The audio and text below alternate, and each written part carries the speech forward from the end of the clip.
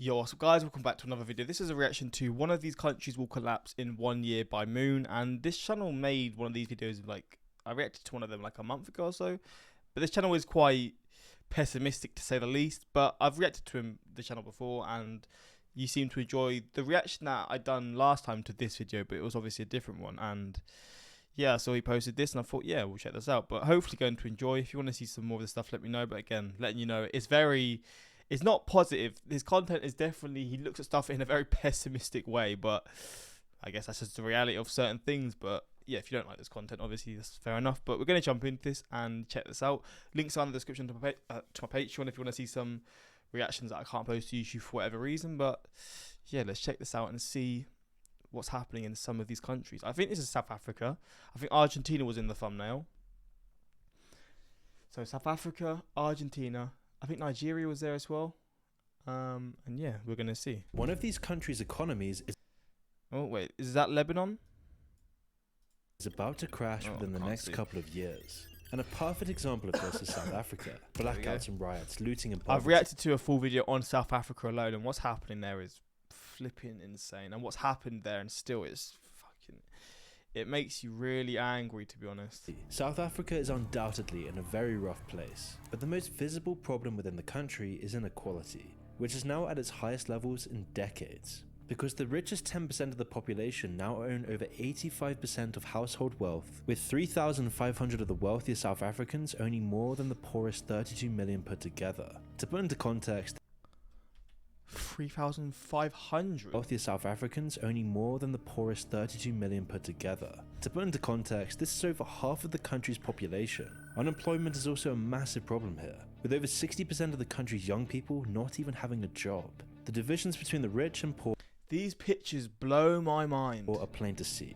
Just a few meters separates completely different worlds. And with no hope of a brighter future, millions of young South Africans have turned to violent crime to make their living. An endemic culture of gang warfare and violence has festered across the nation, culminating in an infamous spree of violent crime and rioting, making South Africa infamous for being one of the world's most dangerous countries. And now the strain on essential national services is also reaching critical levels. In fact, flights were recently grounded at Cape Town International Airport after a shortage of jet fuel. And so it's no surprise that the education system is now one of the worst in the world because of the government's negligent underfunding. Recent testing showed that over a quarter of children in school for over 6 years still couldn't read, leaving the next generation of South Africans sorely underprepared to tackle the problems of the future. And in the face of all of these mounting problems, the government has been grossly incompetent, becoming infamous for a history of dodging problems by creating entirely new ones, like when they banned alcohol during lockdowns, putting thousands of livelihoods in danger for no real reason. And because of these systemic issues, economists are now predicting yet another recession in South Africa this year,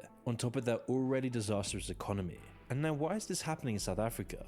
Well, the main reason for this is the all-encompassing web of corruption that has brought South Africa's economy to its knees. In the country, it affects all levels of society. At the top, you can see corruption at the state monopoly power company Exxon, which has led to years of gross incompetence, where vital repairs to infrastructure were postponed or cancelled, all in order to siphon off more funds, leaving South Africa's entire energy grid physically incapable of supplying a hungry, growing country. And that's why in the last couple of years, South Africa has faced bouts of 12-hour-long blackouts. And they've just been getting worse. There were 4.5 times as many in 2022 compared to 2021. And in this year of 2023, it's expected to get even worse. I mean, South Africa has literally been blinded by corruption, and there's really no rush at the top to fix things. Instead, those at the top are focused on petty power struggles and schemes, with one of the previous chief executives of Exxon being poisoned with cyanide, presumably by his rivals in the company, as he was fired just months later after denying corruption charges. However, there is some light of hope in South Africa. People are fighting back, like Babita Deokaran.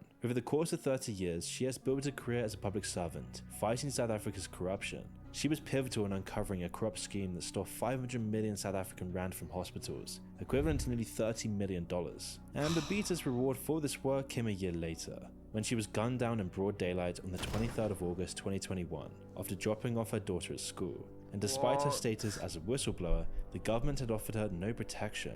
And after investigations concluded, the person who hired the hit has escaped justice. However, 6,500 miles away in North Africa, things aren't looking too good either.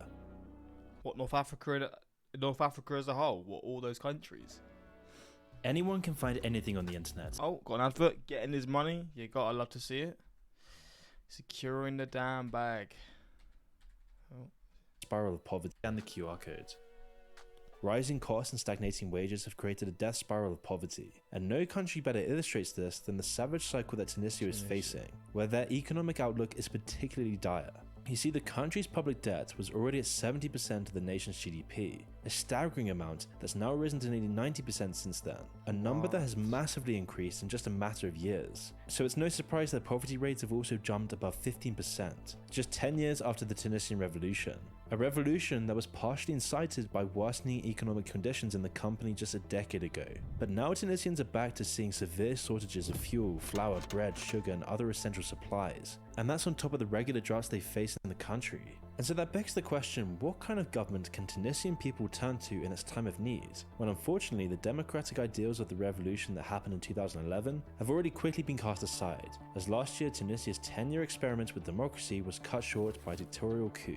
Kais Saied is the new man in power, after seizing it in a bloodless coup just a few years after he won the presidency. And he hasn't been shy about cracking down on political opponents with mass arrests. He's even arresting people critical of the regime on social media. And the political instability hasn't made things any better. Mass protests and strikes have ground the economy to a halt. And Saied's solution for this country's woes is a hard and long austerity program, designed to cut the basic support that Tunisia still gives to its people. Subsidies on clean drinking water are being slashed, for example, leading to a $23 increase in water prices nationwide. And overall spending on subsidies will be slashed by 26.4%, while taxes will rise by 12.5%. These planned reforms convinced the IMF to go forward with an emergency loan of $1.8 billion. But the recent instability has led to delays, as well as cutting all of Tunisia's tourism money. And that's why not many creditors even want to invest in a country on the brink of economic collapse, causing Tunisia's credit rating to recently be downgraded again, signaling a high risk that any loans to Tunisia will be defaulted on. And whether Tunisia's new autocratic government will survive the coming crisis is a complete mystery. The only thing that is clear is that Tunisia is dangerously close to bankruptcy.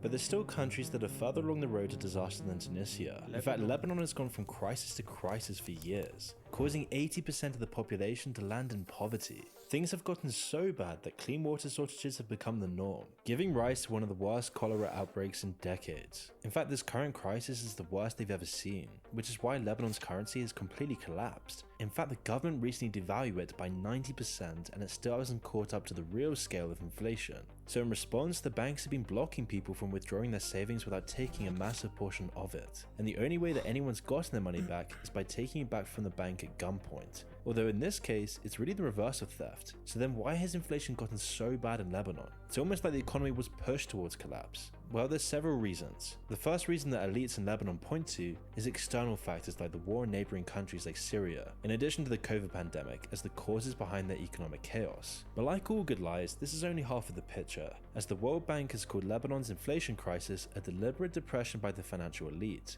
likening what they did to a Ponzi scheme. Because you see, before the war in Syria and the pandemic, the Lebanese government spent years making hollow promises to investors in exchange for massive loans. They created an illusion of a healthy currency by constantly propping up its value with further loans. In a classic Ponzi scheme cycle, they would use new loans to pay off old ones. And like all Ponzi schemes, it eventually came to an explosive end when Lebanon could no longer justify How do you expect that to even work? more loans. The war and the pandemic made investors so much more cautious in the country, which eventually sent the economy into a death spiral. Just before the beginning of the crisis in 2019, Lebanon's debt had reached 171% of its GDP. And then it all collapsed, the scam fell apart and Lebanon's people were left to pick up the pieces. And the tragedy of the 2020 Beirut explosion came as a deadly reminder of the cost of corruption. All in order to save money, port officials had overlooked the dangerous dumping of volatile explosives in an old warehouse, leading to 218 people losing their lives in the explosion, and over 7,000 more were injured. But if you thought Lebanon had reached rock bottom,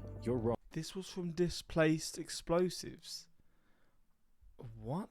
Because without a concrete plan in place, the crisis is only going to keep on going. Now, Lebanon is trying to get a multi-billion-dollar bailout package from the IMF, but it hasn't gone through yet, and so investors are understandably nervous about investing in a government that has been scamming its people for decades. And so without massive reforms and this bailout, Lebanon's future is looking very grim. Whilst Argentina may not be as far gone as Lebanon or Tunisia right now, their future collapse could be far more catastrophic. You see, their debt problem has been festering away for years, and now it's starting to have very serious effects on their economy. which is why inflation has reached a high of 95% annually last year, which meant that Argentinian people lost half of their savings in the space of 1 year. Now obviously the people have been suffering. Homelessness has risen massively as more people fall through the widening cracks in the system.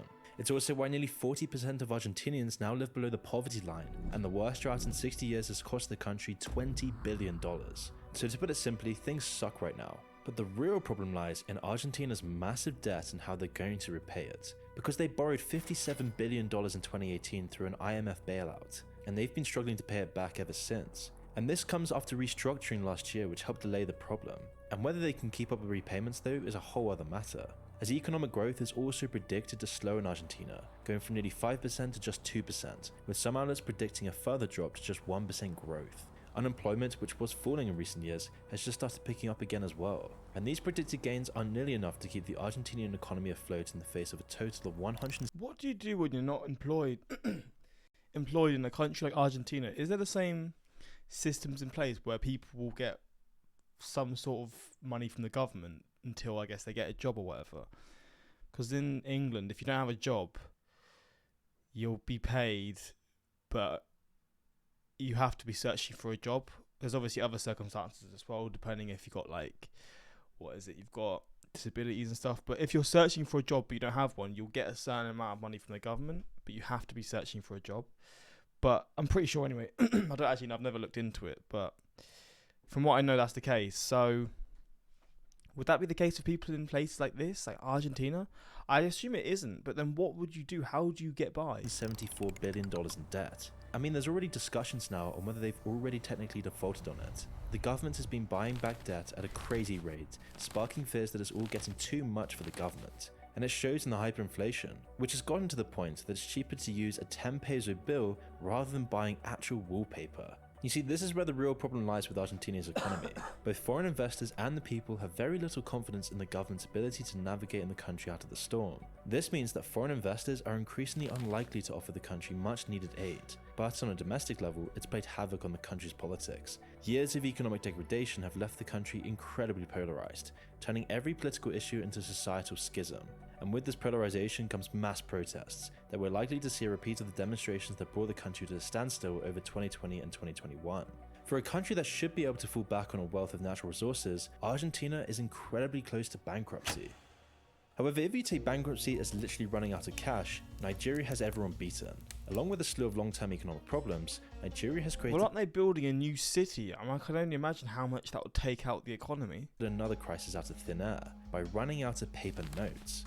55% of Nigeria's population doesn't have access to banking, meaning that they've been left without money in the midst of an economic crisis. Markets that were busy just days ago were virtually abandoned. Nobody can pay for anything. People are waiting in line for hours at the bank or ATM just to get enough money to last the day. So how did this even happen? Well, it started in October when Nigeria's government made the bold decision to replace all of the highest denomination notes in their currency. Worse still, the government gave people just 3 months before the old notes became worthless. There was an immediate rush to get the new notes, but the government hadn't made nearly enough of them. The move came as part of a misguided grander plan to make Nigeria a cashless society. However, clearly, cash is still needed as shown by the months of chaos. And to their credit, when the cash ran out, lots turned to a different kind of cashless transaction: bartering. They were later forced to move the deadline further and further up as the crisis continued, and as a result of this crisis, private sector growth stopped for the first time in 3 years. But why is the government so desperate to fix what isn't broken? Well, it's part of yet another hollow policy to make it look like Nigeria's government is addressing their endemic corruption problem. Without cash, certain types of money laundering and lower level corruption tactics would get much harder, but it doesn't do anything to stop the most harmful institutional corruption that goes on at the highest levels of government. One example is the ex-accountant general of Federation Ahmed Idris, who was arrested on corruption charges in May of 2022. He was accused of masterminding a fraud campaign which drained the equivalent of $236 million from public funds, and it's pretty unlikely that this bit of corruption was conducted using cash. In total, an estimated 170 million bribes are paid in Nigeria every year, as corruption affects every level of society, and it's playing havoc on an already shaky economy. Poverty rates in Nigeria keep on rising, with recent estimates putting the total amount at 133 million Nigerians living in poverty. Shortages are also common, especially concerning fuel, and in a country which produces massive quantities of oil, this shouldn't be happening. But politicians like Ahmed Idris have created a system of fraud where they can sell the oil cheaply to Western companies, all whilst taking a cut for themselves. And this comes at the expense of the people. And with major reforms, the newly elected government does hope to pull the country back from the edge. But this all too familiar debt problem means the way out will be long and hard, as climbing debt repayments could quickly outpace the economy's ability to handle them. And judging by the recent dips in the Nigerian bond market, financial analysts doubt that they have what it takes. But at least there is a way out for Nigeria, whereas Pakistan's future looks far more bleak. The economy is in the ICU, the politicians are at war, and the people are crying for help. It's one hell of a mess. Fuel shortages are the first of many problems, with rising costs putting an end to lots of businesses' ability to just function, which as a result meant that jobs have been lost at an alarming rate. In October 2022, it was announced that over 1,600 textile mills had been closed, all because of fuel shortages, which resulted in 5 million people losing their jobs. And as unemployment skyrockets and wages stagnate, inflation has soared to 40%, the highest it's ever been since the 70s in Pakistan. And this combination of inflation and unemployment has... Rising 40% of inflation. What's inflation in the UK right now? UK inflation. Because it's crazy here, but... Inflation rise. Rose by 10.4% in 12 months to February 2023. Up from 10.1 in January on a monthly basis. It rose by 1.1%. So yeah, the inflation in the UK isn't great. What's the US inflation rise? Okay, so it's half the UK. So it's noticeable in the UK, and the inflation's not rising with the money that people earn at work. So it's like going that way. So then people have less money. I mean, people are already struggling. How are they going to afford certain things now? But then you see how it is in a place like Pakistan, where it's rose by 40%, and I think there was a place where it rose by 90%, but 40% in 1 year, where there isn't the same infrastructure for people to get certain help. I can't imagine how scary that really is, and how much anger that would bring to you. Like, man, left millions without basic necessities like food, shelter, and basic medical care. And as if this wasn't enough, huge floods have ravaged the country in recent months, with 1/3 of the country becoming submerged in water, killing or injuring 15,000 people and displacing a further 8 million. And so as always, the overall crisis is framed by a massive amount of debt which is strangling the economy. In fact, over the last 25 years, Pakistan's national debt has doubled every 5 years. This 14% annual growth in debt completely outweighs the average 3% annual GDP growth. And so it was only a matter of time before Pakistan's economy was just unable to keep up. And so now the government is dangerously low on cash. There's just $3 billion left for a country that has a population of over 230 million people. And so to keep some semblance of order, Pakistan's government has been waiting on a $1.1 billion bailout, which is just one part of a larger rescue plan. However, who the hell is IMF? IMF has been holding it back. And why do they put money in if they're going to lose it? I don't understand. Demanding harsher measures like tax increases and fuel price hikes to stave off the collapse. And this financial limbo has been poisonous for Pakistan's recovery, as the value of Pakistan's rupee dropped by 9.6 the day that the IMF's measures were put in place. And that's why the government is on its last legs trying to deal with this fallout. But the crisis has also led to major political upheaval. Former Prime Minister Imran Khan has been leading protests against the current regime, calling for fundamental rights for Pakistan's people. Pakistan's former Prime Minister Imran Khan is leading a march of his supporters from the eastern city of Lahore to the capital, Islamabad, demanding early elections. And he was the president just a year ago, and that's why this represents an existential threat for the current government. And so as a result, the government has issued an arrest warrant for the former Prime Minister, and has cracked down on protesters with tear gas and hoses. Oh, wow. And it's not hard to see why so many people blame the government for the crisis. Years of corruption and reckless borrowing have pushed the country over the edge. Mass poverty, an angry populace, and a government in turmoil are a recipe for disaster, making a complete collapse more likely every single day. And the implications for this would be massive. Pakistan's 230 million people are in desperate need, and a further collapse would create a humanitarian crisis of unimaginable proportions. And we shouldn't forget that Pakistan is also a nuclear state, meaning that it's vital that the keys to power are closely watched, as right now Pakistan faces the perfect conditions for a coup, and a new regime could upset the delicate balance of power between Pakistan, India, and China. And so with their crisis deepening every day, it's no surprise that Pakistan is the closest to bankruptcy of all the countries that we've spoken about. Oh, god damn. It's about time. Thank you, Moon, for bringing light on the corruptions of the South African government. Yeah. As a Pakistani, thanks for highlighting the issues of this country. A coup is extremely likely at the moment. The conditions are just like the coups in 1958 and 77. It's a disaster living in this economy. As a South African citizen, I can tell you that this is only the tip of the iceberg. Thank you for all the work. I really appreciate the clip. Yeah, man, it's scary out there. It really is. As bad as it can seem in your own country, if you live in a society where, or not even a society, if you live in a country where you've just got the basics, you gotta be thankful, man, because you see this stuff and it's just like, you could be born in any of these places. We don't pick and choose where we were born. We're just lucky. If you're born in Germany, if you're born in England, obviously there's people in these countries that have bad situations, but the majority of the time it's just luck. I mean, no, it is luck in terms of where you're born. It's just luck. You don't choose. You just suddenly this thing in this world, and you just don't pick and choose where it is. You could be in any country in the world, and you just got to be thankful that you're not put in situations like this, man. As bad as it can seem, and maybe it's going to get worse for the UK or whatever, or wherever you're from, but for now and for how my life has been, even though I've had ups and downs and I've had low points, you gotta be thankful, because it's nowhere near what so many people go through on a day-to-day basis. So I mean, yeah, this was a real look into certain things in the world, and yeah, it's just sad to see, because these things are never going to end. There's always going to be inequality in the world, and it was so annoying because so much of it just seems to stem from the government not treating the people how they should be treated, and it's just horrible. But yeah, that's pretty much it. Until next time, peace.